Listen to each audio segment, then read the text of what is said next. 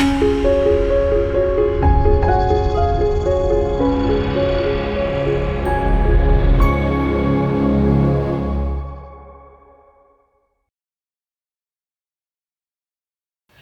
మాత్రం. నేను మీ journalist Navata. Welcome to our channel. Gulf rupee ఈ పేరు మీలో ఎంతమంది విన్నారు? మీకు తెలుసా? గల్ఫ్ దేశాల్లో అంటే కువైట్, బహ్రెయిన్, ఖాతర్, ప్రస్తుత యునైటెడ్ అరబ్ ఎమిరేట్స్ మరియు ఒమాన్ వంటి గల్ఫ్ దేశాల్లో సుమారు 1970 వరకు భారత రూపాయి అధికారిక కరెన్సీగా ఉపయోగపడుతూ ఉండేదని, గల్ఫ్ దేశాల్లో కరెన్సీ వినియోగం కోసం భారత రిజర్వ్ బ్యాంక్ ఒక గల్ఫ్ దేశాల్లో వినియోగించుకుంది మాత్రమే అని రూపాయలు ప్రింట్ చేసేది. మన రూపాయి విలువ దాని విలువ సమానంగా ఉండేది. గుర్తించడానికి వీలుగా మన రూపాయి రంగులు, నెంబర్లు గల్ఫ్ రూపాయి రంగుల నెంబర్లు తేడా ఉండేది. ఈ గల్ఫ్ రూపాయి ఇది 1959 నుంచి 1966 వరకు చలామణిలో ఉండేది. భారత రూపాయి గల్ఫ్లో ఎలా వ్యాపించింది?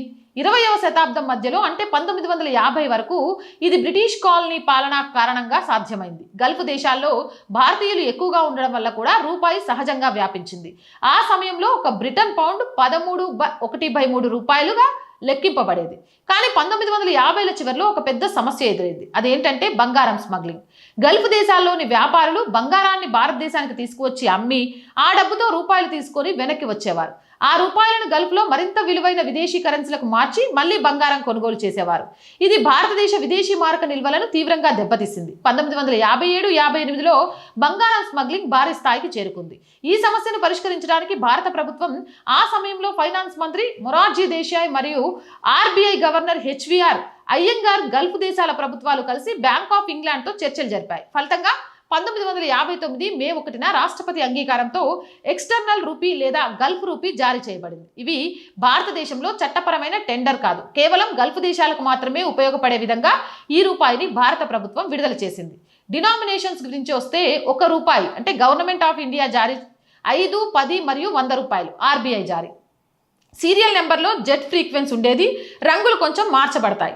1, 10 రూపాయలు ఎరుపు, 5 ఆకుపచ్చ, 100 రూపాయలు 5 ఆరెంజ్ కలర్ ఉంటే 100 ఆకుపచ్చ. డిజైన్ భారతీయ రూపాయి నోట్లుగా ఉండేది, కానీ గుర్తింపు కోసం చిన్న మార్పులు ఉండేది. ఉదాహరణకు అశోక స్తంభం, ఏనుగులు, సింహాలు ఇలా. భారత రూపాయికి సమానం 1:1 నిష్పత్తిగా ఉండేది. ఈ చర్యతో స్మగ్లింగ్ తగ్గింది మరియు భారత విదేశీ మారక నిల్వలు కాపాడబడ్డాయి.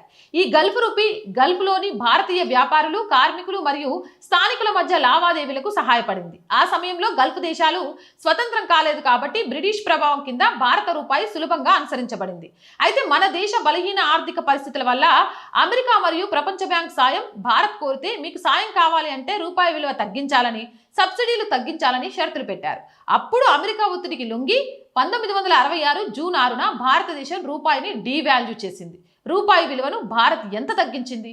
ఈ తగ్గింపుకు ముందు ఒక అమెరికన్ డాలర్ 4.76 పైసలు, ఒక బ్రిటిష్ పౌండ్ 13.33 పైసలు వస్తే రూపాయి విలువ తగ్గించిన తర్వాత $1 7.50 పైసలు, ఒక పౌండ్ 21 రూపాయలు ఇవ్వవలసిన పరిస్థితి ఏర్పడింది. అంటే రూపాయి విలువ ఒకే రోజు 57.5% పడిపోయింది. అంటే ప్రస్తుతం డాలర్ రేట్ చెప్పుకోవాలంటే నేడు $93 ఉంటే రేపటి నుంచి $142.75 అవ్వడం అన్నమాట. ఇప్పుడు రూపాయి ప్రపంచ ఆర్థిక ఒడిదుడుకులకు మధ్య పెరుగుతోంది. గల్ఫ్ యుద్ధం వంటివి మన చేతిలో లేనివి. కానీ 1966లో మన దేశం తానంత తానుగా రూపాయి విలువ 57% తగ్గించుకుంది. ఇంకో మాటలో చెప్పాలంటే మనం ప్రపంచ బ్యాంకుకు 10,000 కోట్ల అప్పు బాకీ ఉంటే మనకు ₹1 ఎక్స్ట్రా రాకుండా అది అకస్మాత్తుగా 15,700 కోట్లు అయిపోయిందన్నమాట. రూపాయి విలువ ఇంత భారీగా తగ్గించడంతో గల్ఫ్ దేశాలకు భారత రూపాయి మీద నమ్మకం పోయి వారు తమ సొంత కరెన్సీ జారీ చేయడం మొదలుపెట్టారు. 1961లో కువైట్ దినార్, బహ్రెయిన్ 1965లో బహ్రెయిన్ దినార్, అలాగే ఖాతర్, దుబాయ్ 1966లో Qatar Dubai riyal, Abu Dhabi Bahrain dinar, Oman 1970 వరకు గల్ఫ్ రూపీ ఉపయోగించి తర్వాత ఒమాన్ రియాల్ని తయారు చేసుకుంది. ఇలా గల్ఫ్ రూపీ 7 నుంచి 11 సంవత్సరాలు మాత్రమే ఉండి చరిత్రలోకి వెళ్ళిపోయింది. గల్ఫ్ రూపీ కేవలం ఒక కరెన్సీ కాదు, అది భారతదేశం యొక్క ఆర్థిక బలాన్ని, ప్రపంచ వాణిజ్యంలో దాని స్థానాన్ని గుర్తు చేసే ఒక చారిత్రాత్మక ఆధారం. ఈ నోట్లు ఇప్పుడు నోట్లు సేకరించే వారి దగ్గర మాత్రమే ఉన్నాయి. అమెరికా ఒత్తిడికి మోడీ సరెండర్ అని రోజు కూస్తున్న రాహుల్ నాయనమ్మ, ఇందిరాగాంధీ ఇలా అమెరికా ఒత్తిడికి తలొగ్గి ప్రపంచంలో అప్పటి వరకు భారత్ రూపాయికి ఉన్న మంచి పేరు శాశ్వతంగా నాశనం చేసింది. ఈ నిర్ణయంపై కాంగ్రెస్లోనే ఏకాభిప్రాయం రాలేదు. దీనిపై కమ్యూనిస్టులు ఇందిరను చాలా తీవ్రంగా విమర్శించారు. ఇందిరా ఆ సమయంలో అమెరికా ఒత్తిడికి తల వంచి భారత్కి శాశ్వతంగా నష్టం కలిగించే ఆ చర్య ఎందుకు తీసుకున్నారో ఖచ్చితంగా ఇంకో వీడియోలో నేను మీకు చేసి చూపిస్తాను. జై హింద్, జై భారత్. మోర్ వీడియోస్ కోసం ఛానల్ని వెంటనే సబ్స్క్రైబ్ చేయండి. రోజు చెప్తుందేనండి, R group of channels, R voice, R political, R Sanskriti, 3 మన ఛానల్సే.